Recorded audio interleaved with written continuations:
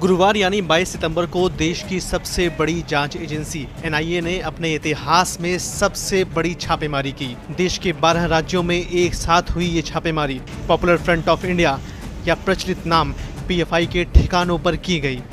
Agency ने इस दौरान संगठन के चेयरमैन ओएमए सलाम समेत 106 से ज्यादा लोगों को गिरफ्तार कर लिया और दूसरे कई कार्यकर्ताओं को हिरासत में ले लिया।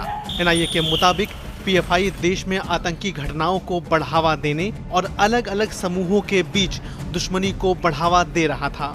2 दिन पहले भी हिजाब मामले पर सुप्रीम कोर्ट में हुई सुनवाई के दौरान पीएफआई का नाम सामने आया था। ऐसे में ये जानना जरूरी हो जाता है कि आखिर पीएफआई है क्या। इसे जानने से पहले एक वीडियो के कुछ अंश देखिए। ये तस्वीरें बीते साल 17 सितंबर की हैं, जब पीएफआई ने पहली बार केरल के कालीकट शहर में समुद्र के किनारे अपनी परेड निकाली थी, जिसमें एक सुसंगठित संगठन की छाप दिखाई दे रही थी। पीएफआई खुद को पिछड़ों और अल्पसंख्यकों के हक में आवाज उठाने वाला संगठन बताता है। वैसे ये बात भी सही है कि देश में आई कई आपदाओं के वक्त पीएफआई कार्यकर्ता आम लोगों की सहायता करते दिखाई दिए हैं। क्या है पीएफआई?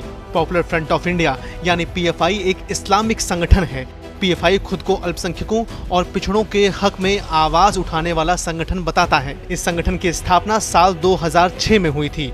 पीएफआई की स्थापना नेशनल डेवलपमेंट फ्रंट यानी एनडीएफ के उत्तराधिकारी के तौर पर हुई थी। इसका मुख्यालय दिल्ली के शाहीन बाग में है।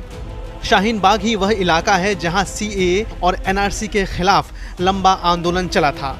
शुरुआत में पीएफआई दक्षिण भारत के राज्यों में ही सक्रिय था, लेकिन अब यूपी, बिहार समेत देश के 23 राज्यों तक इसका विस्तार हो चुका है। केरल के कालीकट में पीएफआई की जड़ें गहरी हैं। पीएफआई को students Islamic movement of India यानी सिमी का बी विंग भी कहा जाता है। सिमी पर साल 2006 में बैन लगा दिया गया था।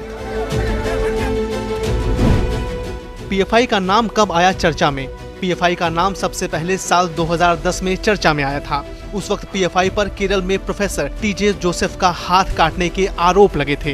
प्रोफेसर जोसेफ पर पैगंबर मोहम्मद के अपमान के आरोप लगाए गए थे, जिसके बाद पीएफआई कार्यकर्ताओं ने प्रोफेसर जोसेफ के हाथ ही काट डाले थे।